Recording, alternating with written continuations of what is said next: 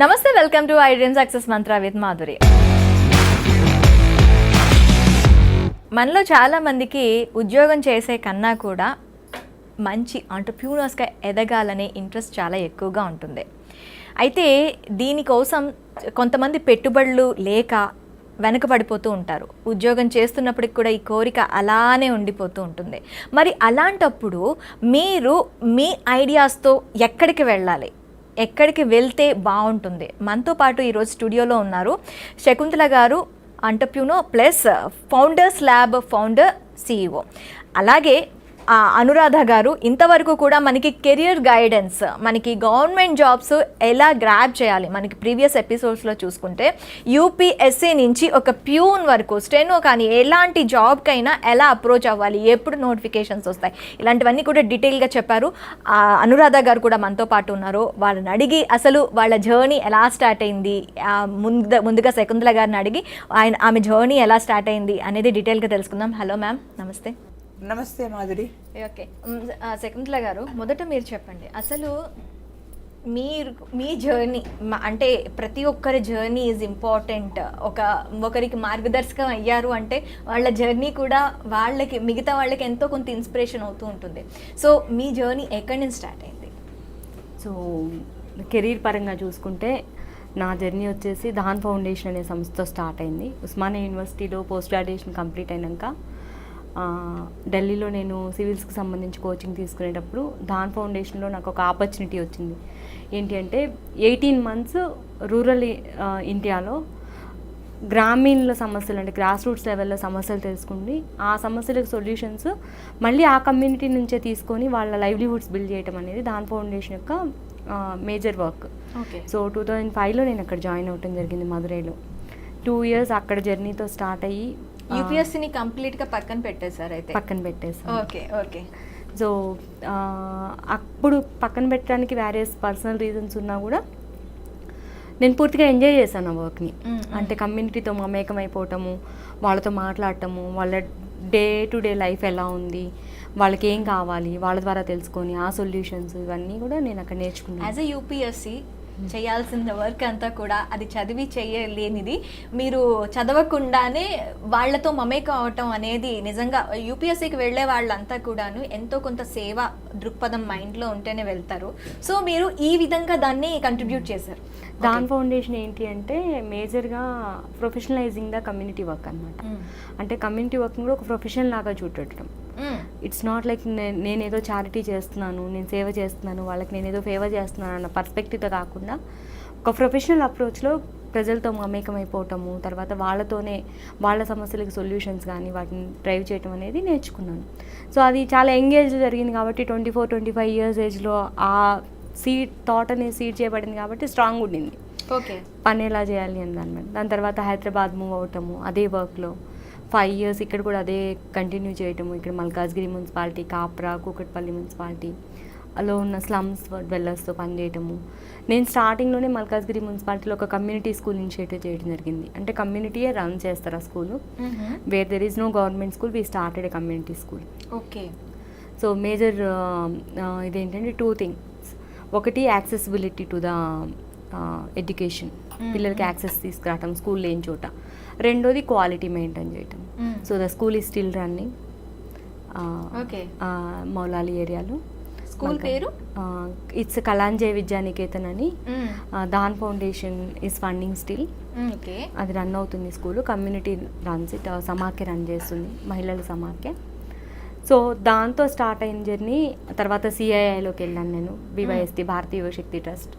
అక్కడ MSMEs interaction, MSMEs mentoring, వాళ్ళ funding. So ఈ ప్రాసెస్లో ఏంటంటే కమ్యూనిటీ లైవ్లీహుడ్స్ నుంచి next step MSMEs. Okay. Community livelihoods ఎప్పుడు నానో మైక్రో ఉంటాయి. ఆ మైక్రో నుంచి ఎంఎస్ఎంఈస్లోకి వెళ్ళటం, ఎంఎస్ఎంఈ ఎస్టాబ్లిష్మెంటు, దానికి సంబంధించిన డాక్యుమెంటేషను, స్కీమ్స్ అన్నిట్లో కూడా హ్యాండ్స్ ఆన్ ఎక్స్పీరియన్స్ వచ్చింది అక్కడ. ఓకే. దాని తర్వాత అర్నెస్ట్ అండ్ యంగ్లో వరల్డ్ బ్యాంక్ ప్రాజెక్టు, అది కూడా రూరల్ లైవ్లీహుడ్స్కి సంబంధించింది. తర్వాత ఉమెన్ని ఆంటర్‌ప్రెన్యూర్స్గా చేయటము సర్ప్తో ప్రాజెక్ట్ అది. సో దానిలో చేసేటప్పుడు కంప్లీట్గా అది తెలంగాణ వచ్చిన కొత్త 2015 నుంచి so Telangana rural inclusive growth project అది. సో తెలంగాణ జిల్లాల్లో కమ్యూనిటీ కోఆర్డినేటర్స్ని కూడా ట్రైన్ చేయటము, ఎలా ఉమెన్ని బిజినెస్ వైపు తీసుకురావాలి, ప్రొడక్టివ్ లోన్స్. సపోజ్ మీరు ఒక ఎస్హెచ్జిలో లోన్ తీసుకుంటారా, లోన్ తీసుకున్నది కన్జంప్షన్ నీడ్స్కి కాకుండా ప్రొడక్టివ్గా ఎట్లా యూజ్ చేయాలి, ఎట్లా వాళ్ళు ఆంటర్ప్రెన్యూర్స్ అవ్వచ్చు, దాని మీద ట్రైనింగ్స్ అనమాట. సో అది అయిపోయాక ఈవై నుంచే నేను ఈ ఆంధ్రప్రదేశ్ ఈ ప్రగతి ప్రాజెక్ట్లో పనిచేస్తాను. ఈ Pragathi project is a paperless governance project. So consultant side నుంచి ఈ ప్రగతి ప్రాజెక్ట్లో ఉన్నప్పుడు ఏంటి అంటే అసలు ఒక పేపర్లెస్ గవర్నెన్స్ చేయడానికి ఎలాంటి సిస్టమ్స్ ఎస్టాబ్లిష్ చేయాలి, change management, adoption, complete technology interface కూడా, అంటే ఎట్లా సేవ్ చేయాలి, ఈ లాకర్స్ ఎలా ఉంటాయి, డీటెయిల్స్ ఎలా సేవ్ చేయాలి, ఎట్లా అది కంప్లీట్ పేపర్లెస్ గవర్నెన్స్ అవుతుంది అన్న మీద వర్క్ చేసాం. సో దాంట్లో మీ జర్నీ కూడా లర్నింగ్ విత్ అర్నింగ్ అనేది చెప్పుకోవచ్చు. యా, కంప్లీట్గా learning with earning. Okay, earning అనే దానికంటే కూడా it's a satisfaction. So where I'm not satisfied, I didn't work for a day also. Okay, నాకు కంప్లీట్గా అది నా heart and soul should satisfy with what I'm doing అన్నది satisfaction అనేది important. దాని తర్వాత వీహబ్ స్టార్ట్ అయింది ఇక్కడ తెలంగాణ గవర్నమెంట్లో. 2018లో స్టార్ట్ అయింది. ఓకే, 18లో వీహబ్ స్టార్ట్ అయినప్పుడు నేను ఈ ప్రగతి ప్రాజెక్ట్లో ఉన్నాను. ఇక్కడ నా ప్రొఫైల్ చూసి వెంటనే పిలవటం జరిగింది. ఈ వీహబ్లో జాయిన్ అయ్యాను సీనియర్ వైస్ ప్రెసిడెంట్గా. ఓకే, సో వీహబ్లో నేను వీహబ్లో జాయిన్ అయినప్పుడు వీహబ్ ఓన్లీ లాంచ్ చేశారు, ఆపరేషన్ స్టార్ట్ అవ్వలేదు, విజన్ మిషన్ ఏమీ సెట్ అవ్వలేదు. So right from vision setting దగ్గర నుంచి I was there.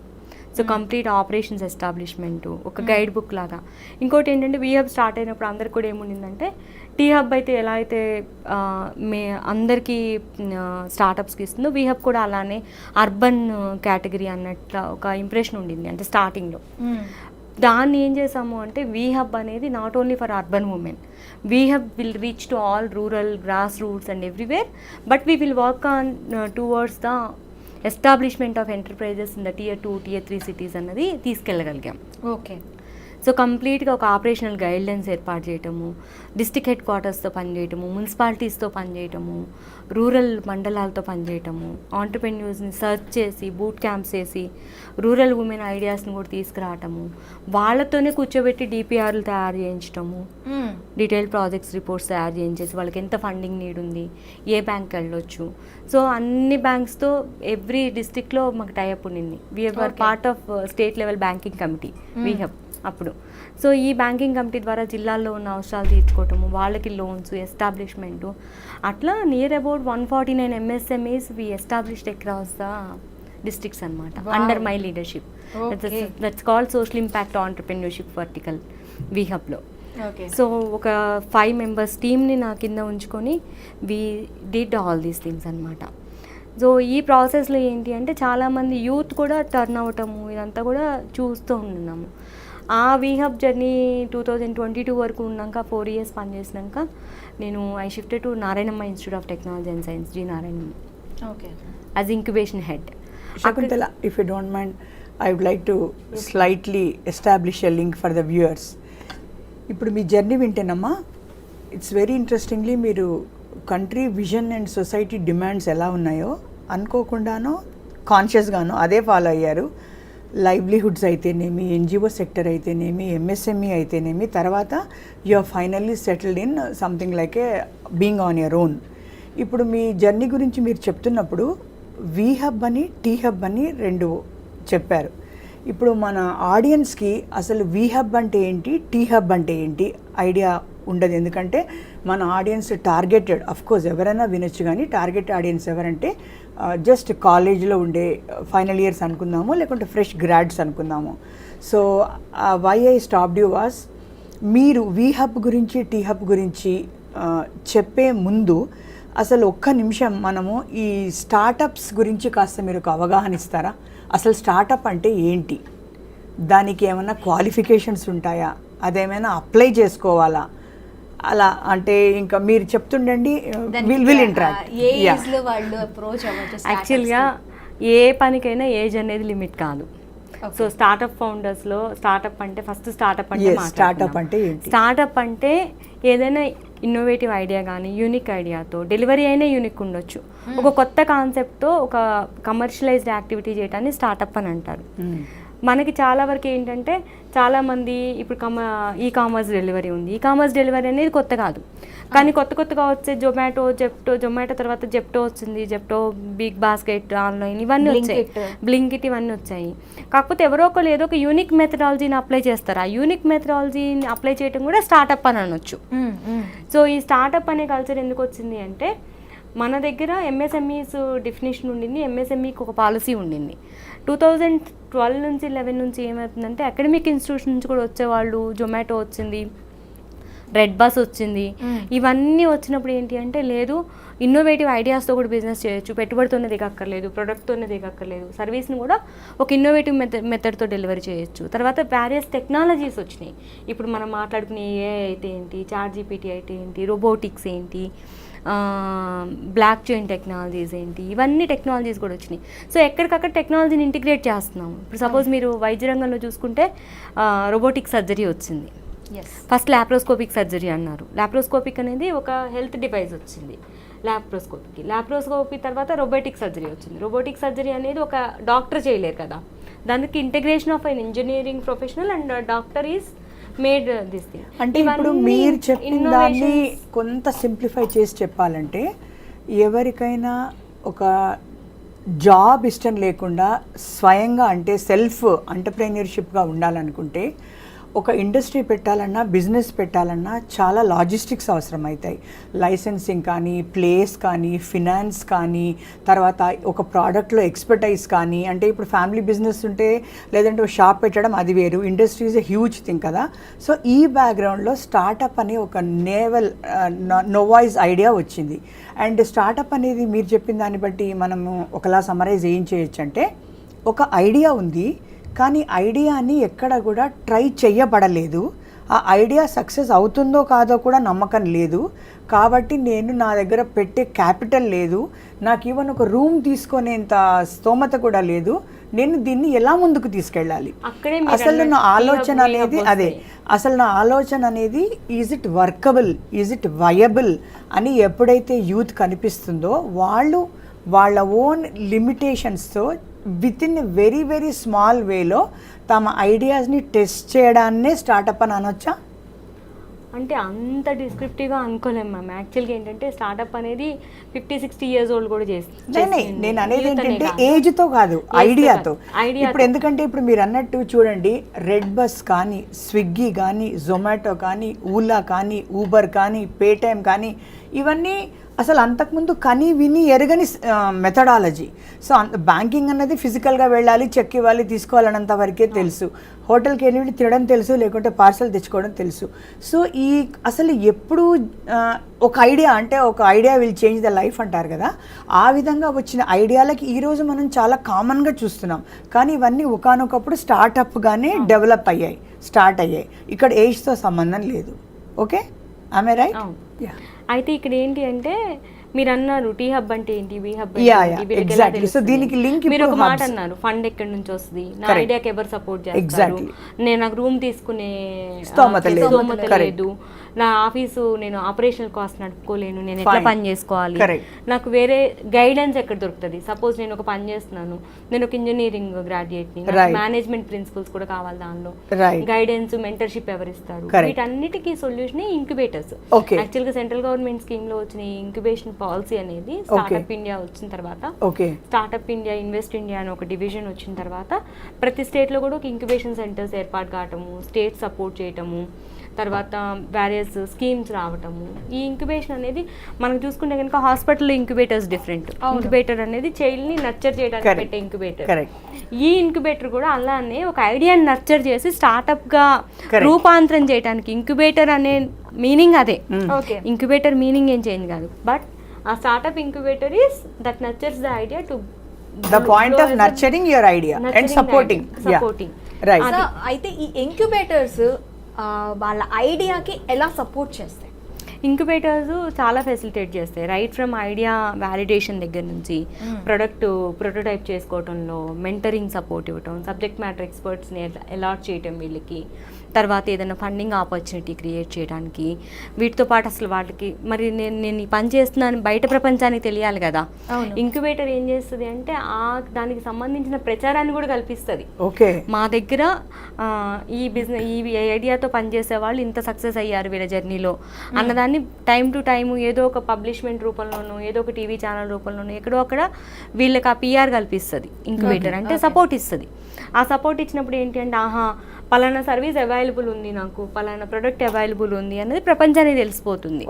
So incubator role ఏంటి అంటే ఇక్కడ ఒక సపోర్టివ్ రోల్లోనే కాదు, మెంటర్షిప్, ఫండింగ్ సపోర్టు, దాంతోపాటు వీళ్ళకి కావాల్సిన మార్కెట్ యాక్సలరేషన్ అంటారు దీన్ని. అంటే నా గురించి బయట చెప్పడం అనేది మార్కెటే కదా. అవును, మార్కెట్ ఉన్న ఐడియాని బయటకి చెప్పుకోవటం మార్కెట్ అవుతుంది. నేను ఈ సర్వీస్ ఇస్తాను అన్నదాన్ని ఆ మార్కెట్ యాక్సలరేషన్ కూడా ఇంక్యుబేటర్స్ ఇస్తాయి. సో ఒక విధంగా చెప్పాలంటే 2017లో టీ హబ్ స్టార్ట్ అయింది, 16-17లో, దెన్ తర్వాత 18లో వి హబ్ స్టార్ట్ అయింది. ఇవన్నీ కూడా ఏంటంటే ఈ ప్లాట్ఫామ్ కల్పించడానికి ఉద్దేశించబడినవి. వి హబ్ అంటే dedicated to women entrepreneurs. Okay, ఇదేంటి అంటే ఓన్లీ ఉమెన్ అన్నది దానికి ఒక ఇటు ఉంది. సపోజ్ కొంతమంది పార్ట్నర్షిప్లో చేసుకుంటారు, వైఫ్ అండ్ హస్బెండ్, లేకపోతే ఫ్రెండ్స్తోనో పార్ట్నర్షిప్లో చేస్తారు. మరి అలాంటి వాళ్ళు ఎలిజిబుల్ కాదా అనుకుంటారు. 51% ఉమెన్ స్టేక్ ఉన్న వాళ్ళందరూ ఎలిజిబుల్. ఉమెన్ వి హబ్ అంటే ఇప్పుడు నేను వి హబ్ లో నాకు కావాలంటే నేను ఏం చేయాలి? మీరు వెళ్ళి అప్రోచ్ అవటమే ఉంటుంది. మీరు ఒక అప్లికేషన్ పెట్టుకోవచ్చు, సపోర్ట్ కావాలి అని మీట్ అవ్వచ్చు. సో నేను ఈ బిజినెస్ చేస్తున్నాను, నాకు ఈ సపోర్ట్ కావాలి, లేకపోతే నాకు ఈ ఐడియా ఉంది, నాకు సపోర్ట్తో నేను ఇంకా గ్రో చేసుకోగలను అని చెప్పేసి అప్రోచ్ అవటం. ఇప్పుడు నాకు ఒక ఐడియా ఉంది, నేను ఒక ఏదో ఒక క్వాలిటీ ఉన్న ఒక ప్రోడక్ట్ని తీసుకొని ఇచ్చేసాను, మీ వి హబ్కి నేను అప్రోచ్ అయ్యాను. అప్రోచ్ అయినప్పుడు వాళ్ళు ఏ క్రైటీరియాస్ అంటే మీరు ఇంక్యుబేటర్స్లో పెట్టి చూస్తారంటున్నారు, బిఫోర్ దట్ అది ఎలిజిబులా కాదా అనేది కూడా చూస్తారు కదా. ప్రతి దగ్గర ఉంటుంది అది. ఐడియా వ్యాలిడేషన్కి ఏం చేస్తారు అంటే ఫస్ట్ మీ క్లారిటీ చూస్తారు ఎవరైనా, వి హబ్ కానివ్వండి, టీ హబ్ కానివ్వండి, ఈవెన్ ఇప్పుడు మేము వచ్చిన ఫౌండర్స్ ల్యాబ్లో కానివ్వండి, మేమేం చూస్తామంటే ఫస్ట్ ఎవరైనా చూసేది ఏంటి అంటే మీ క్లారిటీ చూస్తాం సబ్జెక్ట్ మీద. అంటే ఐడియా మీద మీ క్లారిటీ ఎంతవరకు ఉంది, వేరే వాళ్ళు ఎవరో చేస్తున్నారని మీరు చేస్తున్నారా, లేకపోతే మీ థాట్ ఒరిజినాలిటీ ఐడియా మీద క్లారిటీ అనేది ఇంపార్టెంట్. తర్వాత మీ కాన్ఫిడెన్స్ లెవెల్స్ ఒకటి ఇంపార్టెంట్, దాన్ని చేయాలి అన్న conviction, confidence levels. Third thing ఏంటి అంటే మీరు అసలు దాని వైపు రైట్ వేలో వెళ్తున్నారా, మార్కెట్ ఉందా లేదా తెలుసుకోవాలి కదా. మార్కెట్ వైబిలిటీ అంటారు దాన్ని, మార్కెట్ వైబిలిటీ, దాని నీడ్ ఉందా లేదా మార్కెట్కి. Right. Fourth thing commercial viability. Commercial viability, market viability are different అండి. జనాలందరూ market viability, commercial viability same అనుకుంటారు యూజువల్గా. మార్కెట్లో ఇది అవసరం ఉంది కదా నేను చేస్తాను అంటారు, కానీ మార్కెట్లో ఇది అవసరం ఉన్న కమర్షియల్ వైబిలిటీ అంటే ఏంటి అంటే నాకైన ఖర్చు, నేను ఇచ్చే సర్వీస్ కానీ ప్రొడక్ట్ కానీ డెలివరీకి మధ్య ఉన్న నా మార్జిన్ అనేది కమర్షియల్ వైబిలిటీ అవుతుంది. అది లేదనుకోండి, నేను ఇప్పుడు ఆ సర్వీస్ని ఆ గివెన్ ప్రైస్లో ఇవ్వలేకపోతున్నా అనుకోండి, అప్పుడు కమర్షియల్ వైబిలిటీ ఉండదు. కాబట్టి ఈ 4 ఆస్పెక్ట్స్లో జనరల్గా ఏ ఇంక్యుబేటర్లో అయినా ఈ 4 ఆస్పెక్ట్స్లోనే ఎవాల్యుయేషన్ జరుగుతుంది ఒక ఐడియా స్టేజ్లో తీసుకునేటప్పుడు. సో ఇప్పుడు ఒక ఇంట్రెస్టెడ్ అందాం ఎంటర్‌ప్రెన్యూర్ కదా, ఒక ఇండివిజువల్ వచ్చి అప్రూవ్ అయిన తర్వాత మీరు కొన్ని స్క్రీనింగ్స్ అవి వ్యాలిడేషన్ చేసి ఒక ఐడియాని మీరు ఇంక్యుబేటర్లో సపోర్ట్ చేస్తే జనరల్గా ఆ జర్నీ ఎంతకాలం ఉంటుంది, ఒక ఎంటర్‌ప్రెన్యూర్ ఎంతకాలం ఇంక్యుబేటర్ మీద డిపెండ్ అవ్వగలడు to know whether it will work or not? బేసికల్గా ఎవరైనా సరే ఐడియా స్టేజ్ నుంచి ఒక ప్రోడక్ట్ డెవలప్ అయ్యి వాళ్ళు ఒక కమర్షియల్ ఎస్టాబ్లిష్మెంట్ చేసుకోవడానికి depends on the idea 1.5 year పడుతుంది. 1.5 year ఎస్టాబ్లిష్మెంట్ కోసం పడుతుంది. ఆ తర్వాత ఇంకా మార్కెట్ యాక్సలరేషన్ అవ్వటం అంటే ఎస్టాబ్లిష్ అయినాక మళ్ళీ విస్తరించుకోవాలి, యాక్టివిటీని విస్తరించుకోకపోతే కమర్షియల్ వైబిలిటీ అనేది పెరగదు విస్తృతంగా. సో ఇక్కడ ఐడియాని 1.5 yearలో మనం ఏం ఎక్స్పెక్ట్ చేయొచ్చు ఇంక్యుబేటర్ నుంచి అంటే ఇప్పుడు మీరన్న వి హబ్ కానీ టీ హబ్ కానీ ఇన్వర్డ్ సపోర్ట్ అంటే మనకి ట్రైనింగ్ కానీ, మనకి నర్చరింగ్ కానీ, స్పేస్ కానీ, మెంటరింగ్ కానీ, ఫినాన్స్కి యాంకరింగ్ కానీ, అంటే వాళ్ళు ఫినాన్స్ ఇవ్వకపోయినా కూడా ఇన్వెస్టర్స్తో ఇంట్రడ్యూస్ చేయడం కానీ చేస్తూ ఫార్వర్డ్ లింకేజెస్ అంటే మార్కెట్ పాసిబిలిటీస్ ఎలా ఉన్నాయి అన్నంత వరకు కూడా హ్యాండ్ హోల్డ్ చేస్తారని ఒక ఇండివిజువల్ ఆస్పైర్ చేయొచ్చామా? చేయొచ్చు. ఓకే, అదా ఎస్టాబ్లిష్ చేసినాక సోషల్ ఆంటర్‌ప్రెన్యూర్‌షిప్ వర్టికల్లో వీవర్ లైక్ 150 ఏమో Tier 2లో చేసాము. తర్వాత 150 MSMEs ట్రైబల్ ఏరియాస్లో we tried, among which 30 to 40 are quite established అనమాట అంటే నేనున్న అక్కడ పీరియడ్. అంటే ఆ ఏరియాలో ట్రైబల్ ఏరియాలో అంటే మినిమం నాలెడ్జ్ అనేది చాలా, వాళ్ళకి ఏంటంటే స్కిల్ ఉంటుంది కానీ నాలెడ్జ్ అనేది చాలా తక్కువ ఉంటుంది. చాలా ఇదిగా వాళ్ళకి ఏంటి అంటే ఇది ఒక ఇంక్లూజివ్ ప్రోగ్రామ్ ద్వారా పెట్టేసి, ఇంక్లూజన్ ప్రోగ్రామ్ అంటే ఏంటంటే వాళ్ళకు కూడా జనరల్గా ఏం చేస్తారంటే చాలామంది డెవలప్మెంట్ని వాళ్ళ దగ్గరికే తీసుకెళ్ళండి, మీరే వాళ్ళ దగ్గరికి వెళ్ళి మాట్లాడండి అంటారు. మేము తీసుకున్న అప్రోచ్, అప్పుడు నేను సోషల్ ఆంటర్‌ప్రెన్యూర్‌షిప్ వర్టికల్ హెడ్గా ఉన్నప్పుడు మేము తీసుకున్న అప్రోచ్ ఏంటి అంటే, మనం ఒకసారి వెళ్తాము, వాళ్ళు కూడా 1-2 సార్లు వస్తారు హైదరాబాద్కి. ఎందుకంటే వాళ్ళు కూడా చూడాలి కదా ఏం Exposure జరుగుతుంది, కావాలి వాళ్ళకు కూడా. మా ప్రొడక్ట్స్ ఎవరు వాడతారు, మేము చేసేవి ఏం జరుగుతుంది, అసలు బయట అసలు ఏంటి ఎలా ఉంది, బయట పరిస్థితులు ఎలా ఉన్నాయి. సో హైదరాబాద్ వచ్చి ఒక ఇంక్యుబేషన్ మీటింగ్లో వాళ్ళు కూడా ఒక కాన్ఫరెన్స్ హాల్లో మీటింగ్స్ అటెండ్ చేసేటప్పుడు వాళ్ళకున్న కాన్ఫిడెన్స్ లెవెల్స్ ఇంక్రీజ్ అవుతాయి. నేను ఇక్కడ దాకా రాగలిగాను. స్కిల్తో పాటు నాలెడ్జ్ కూడా ఇస్తున్నారు మీరు ఇక్కడ. Network, yes, I strongly believe network is net worth. అంటే ఏంటి అంటే ఒక నెట్వర్క్ని మనం ఎస్టాబ్లిష్ చేసినప్పుడు, ఒక నెట్వర్క్లో జనాలకి ఇంట్రడ్యూస్ చేసినప్పుడు వాళ్ళ ఇంటరాక్షన్ అనేది డిఫరెంట్ సబ్జెక్ట్ మ్యాటర్ ఎక్స్పర్ట్స్తో అవుతుంది, డిఫరెంట్ సెక్టర్స్లో ఉన్న వాళ్ళతో అవుతుంది, అందరితో అవుతుంది. ఈ నెట్వర్క్ వల్ల ఏంటంటే నెట్వర్క్ అనేది పెంచుకోవచ్చు. ఇప్పుడు ఏదో ఒక కాంటాక్ట్, మీరు నేను ఉన్నాము, మాధురి గారిని నేను వాళ్ళు ఇక్కడ కలిసాను, రేపు పొద్దున మాధురి గారికి ఎవరైనా ఒక ఆంటర్‌ప్రెన్యూర్ ఒక రోబోకో లేకపోతే ఒక ఏఐ సర్వీస్కో కావాల్సి ఉంటుంది. అప్పుడు మాధురి గారికి ఇమీడియట్గా నేను గుర్తుకొస్తాను కదా, మీ దగ్గర ఉన్న స్టార్టప్స్ ఏమైనా ఈ రోబోతో పనిచేస్తున్నాయా మేడం అని అడిగారు అనుకోండి, అప్పుడు నేను ఇమీడియట్గా కనెక్ట్ చేస్తాను. ఆ విలువ ఎలా సాధ్యమైంది? నెట్వర్క్ ద్వారా సాధ్యమైంది, మన ఇద్దరం కలవటం వల్ల సాధ్యమైంది. సో ఆ నెట్వర్క్ అనేది నెట్వర్క్ కాబట్టి నెట్వర్క్ ఎస్టాబ్లిష్ చేయడంలో మొత్తం స్టార్టప్ ఇండియాది కానీ గవర్నమెంట్ ఆఫ్ ఇండియాది కానీ ఈ స్టార్టప్స్ని పెంచడానికి చేసే మేజర్ ఆస్పెక్ట్లో నెట్వర్కింగ్ ఈవెంట్స్ అనేవి చాలా పెద్ద పాత్ర పోషిస్తాయి. అంటే ఇట్స్ మేజర్ రోల్ అనమాట. So with that view only when I started my journey with Narayanamma institute of technology and science as incubation head also, I have observed lot many things with the students actually. Particularly when you're talking about youth స్టూడెంట్స్కి, వాళ్ళకి engineering కాలేజ్లో కానీ ఎక్కడైనా సరే ఒక perspective ఏముంటుందంటే, నేను graduation complete చేశాను, 3rd ఇయర్ లాస్ట్కి ప్లేస్మెంట్ వచ్చిందా లేదా, ఎగ్జాక్ట్లీ ప్లేస్మెంట్ రాలేదు అనుకో ఎంఎస్ చేయడానికి నాకు ఎంత అవుతుంది విదేశంలో, ఫారిన్ కంట్రీస్లో. సో ఫారిన్ కంట్రీస్లో నేను ఎంఎస్కి వెళ్తాను కదా, ఎంఎస్కి వెళ్ళడానికి ఇక నేను అటే కరెక్ట్, నాకు ఆపర్చునిటీ వచ్చింది, 5 years తర్వాత వస్తా, 6 years తర్వాత వచ్చా, గ్రీన్ కార్డ్ వచ్చింది, లేకపోతే సిటిజన్షిప్ వచ్చింది, ఇంకా I'm away from there. So lot of thing నారాయణమ్మలో ఉన్న 11 months నాకు ఒక ఐ ఓపెనర్ నా లైఫ్లో. ఏంటి అంటే పిల్లలు చాలామంది చాలా టాలెంట్స్ ఉంటాయి, వాళ్ళ ప్రొడక్ట్కి వైబిలిటీ ఉంటుంది, వాళ్ళు చేసే మేజర్ ప్రాజెక్ట్స్, వాళ్ళు చేసే ప్రోటోటైప్స్కి చాలా చాలా చాలా డిమాండ్ ఉంటుంది, కానీ దాన్ని ఎండ్ వరకు చేయడానికి వాళ్ళ దగ్గర ఓపిక అంటే పేషెన్స్ కానీ వాళ్ళకి సపోర్ట్ సిస్టమ్ కావాలి, హ్యాండ్ హోల్డ్ కావడానికి ఆ మోటివేషన్ లెవెల్స్ అనేవి, ఆపర్చునిటీస్ అని ఎక్కువ ఉన్నప్పుడు ఏమైతుందంటే అటువైపు డైవర్ట్ అవుతారు. అలా అయినప్పుడు బ్రెయిన్ డ్రైన్ అనేది అవుతుంది. ఇప్పుడు మనం మేడ్ ఇన్ ఇండియా అంటున్నాము, మేక్ ఇన్ ఇండియా అంటున్నాము, స్వదేశీ అంటున్నాము, స్కిల్ ఇండియా ఇన్ని అంటున్నాము, కానీ అసలు మన యూత్ ఇక్కడ లేకపోతే ఎవరికి ఇస్తాం ఫస్ట్. ఎస్, అది ఆ 11 months పీరియడ్లో అక్కడ ఒక అటల్ ఇంక్యుబేషన్ సెంటర్ ఎస్టాబ్లిష్మెంట్ కోసం పనిచేస్తాను నేను. ఒక 10 crore ఫండింగ్తో central government funded women incubator కోసం పనిచేస్తాను. నారాయణమ్మ కూడా ఉమెన్స్ కాలేజ్ కాబట్టి ఉమెన్కి టెక్నాలజీ బేస్డ్ ఎంటర్ప్రైజెస్ ఎస్టాబ్లిష్ చేసుకునే ఇంక్యుబేషన్ సెంటర్ కోసం పనిచేస్తాం అక్కడ. సో అంటే మీరు కాలేజెస్లో వెళ్ళి అక్కడే ఇంక్యుబేషన్ సెంటర్స్ ఆపరేట్ చేస్తున్నారు? అక్కడ అది జాబ్గానే చేశాను నేను నారాయణమ్మలో. సో చేసినప్పుడు ఆ 11 months నాకు అనిపించింది ఏంటి అంటే, ఇదే పరిస్థితి ప్రతి ఇంజనీరింగ్ కాలేజ్లో ఉంటుంది. ఓకే, ఏంటి నేను ఇంజనీరింగ్ కాలేజ్ కానివ్వండి ఏ కాలేజ్లో గైడెన్స్ లేదు, ఏంటి గైడెన్స్ లేదు అనే కంటే కూడా ఫ్యాకల్టీ అకాడమిక్ ఓరియంటెడ్ ఉంటారు. వాళ్ళ ఎక్స్పోజర్ కానీ వాళ్ళకున్న అవగాహన కానీ మొత్తం కూడా అకాడమిక్స్ ఓరియంటేషన్లో ఉంటుంది. అప్పుడు ఏమవుతుంది, నా ప్రాజెక్ట్ కంప్లీట్ చేశానా, ఒక పేపర్ పబ్లిష్ చేశానా, ఒక పేటెంట్కి వెళ్ళానా స్టూడెంట్తో కలిసి, ఈ పేటెంట్ ఇవన్నీ ఎస్టాబ్లిష్ చేసినాక దట్ ఎండ్స్ దేర్. అవును, అప్పుడు నెక్స్ట్ ఫర్దర్ ఏంటి అంటే దానికి సంబంధించిన కమర్షియలైజేషన్ అనేది అక్కడ అవ్వట్లేదు. సో ఈ అబ్జర్వేషన్స్తో నేను ఫౌండర్స్ ల్యాబ్ స్టార్ట్ చేద్దామన్న సీడ్ అయితే అక్కడ పడింది ఫౌండర్స్ ల్యాబ్కి. ఓకే, ఆ సీడ్కి ఏం చేసాము అంటే, మా హస్బెండ్ కూడా ఈ Satya my co founder for this company. So he also worked with national institute of micro small medium enterprises as a senior faculty. Okay. So అక్కడ ఏంటంటే తన ఎక్స్పీరియన్స్ ఏంటి అంటే అసలు యూత్ వాళ్ళ దగ్గర ట్రైనింగ్కి వచ్చేసి ట్రైనింగ్ అయిపోయాక ఎంటర్ప్రైజ్ ఎస్టాబ్లిష్మెంట్లో 100 మంది ట్రైనింగ్కి వస్తే 2-3 ఎంటర్ప్రైజెస్ పెట్టుకోవటము అట్లాంటి ఎక్స్పీరియన్స్ తనకు కూడా ఉండింది. సో దాన్ని కూర్చొని మేమిద్దరం చేసుకునే డిస్కషన్ ఏంటి అంటే కాదు దీన్ని మనము ఒక ప్రొఫెషనలైజ్డ్ ఆర్గనైజేషన్ చేయాలి, ఒక కంపెనీ స్టార్ట్ చేయాలి. ఆ కంపెనీ ద్వారా కాలేజెస్కి సపోర్ట్ చేద్దాము టు కమర్షియలైజ్ ఇట్. అలా పుట్టిందే ఫౌండర్స్ ల్యాబ్. సో ఒక విధంగా మీరు స్టార్టప్స్ని ఎలా అయితే మెంటర్ చేసుకుంటూ వచ్చారో ఇప్పుడు మీరే startup, you have started your own startup, right? We have started our own startup. So it started last జూలైలో స్టార్ట్ అయింది.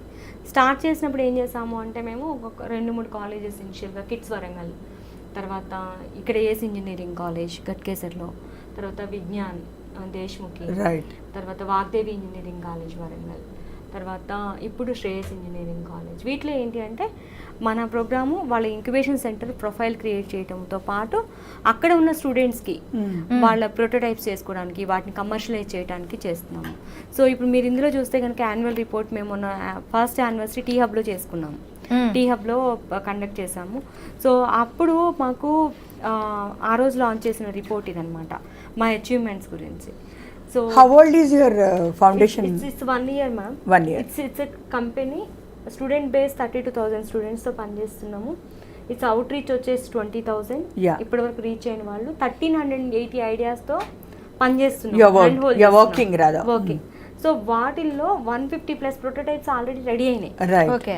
రెడీ అయ్యి తర్వాత మేము ప్రీ ఇంక్యుబేషన్లో 404 ఐడియాస్ని ప్రీ ఇంక్యుబేషన్ చేస్తున్నాం, అంటే ప్రోటోటైప్స్ చేయడానికి. నెక్స్ట్ లెవెల్కి అవి ఎలిజిబుల్ అని. తర్వాత 100+ ప్రోటోటైప్స్ని వర్కింగ్ మోడల్స్ని మార్కెట్ ఫిట్ చేసాము. ఓకే. దాని తర్వాత 20 స్టార్టప్లు ఇప్పుడు రెడీ టు రిజిస్టర్ ఉన్నాయి. 20 కమర్షియలైజ్డ్ అయినాయి, ఎర్న్ చేస్తున్నారు వాళ్ళు. Okay, okay, okay. సో ఈ ఇంపాక్ట్తో we wanted to go ahead. నేను ఈ బుక్ ఇస్తాను ఇక్కడ. శకుంతల, మీరు ఇన్స్టిట్యూషన్ ద్వారా కాకుండా ఇండివిజువల్స్ వస్తే కూడా గైడెన్స్ ఇస్తారా? ఇస్తాము. యాక్చువల్గా ఫౌండర్స్ ల్యాబ్లో 3 వర్టికల్స్ ఉన్నాయి. ఒకటి ఇన్స్టిట్యూషన్ సపోర్ట్, ఇన్స్టిట్యూషన్ ద్వారా సపోర్ట్ చేస్తాము. 2 వచ్చేసి ఇండివిజువల్ సపోర్ట్. 3 వచ్చేసి ఫౌండర్స్ ల్యాబ్కి ఇంకొక వర్టికల్ ఉంది, ఒక నాట్ ఫర్ ప్రాఫిట్ ఆర్గనైజేషన్. ఏంటంటే young founders lab foundation. Okay. ఈ యంగ్ ఫౌండర్స్ ల్యాబ్ ఫౌండేషన్ నుంచి గవర్నమెంట్ పాలిటెక్నిక్ కాలేజీలు, ఇప్పుడు ప్రైవేట్ కాలేజీలు అయితే మేనేజ్మెంట్స్ బిజినెస్ మోడల్లో పనిచేస్తున్నాం.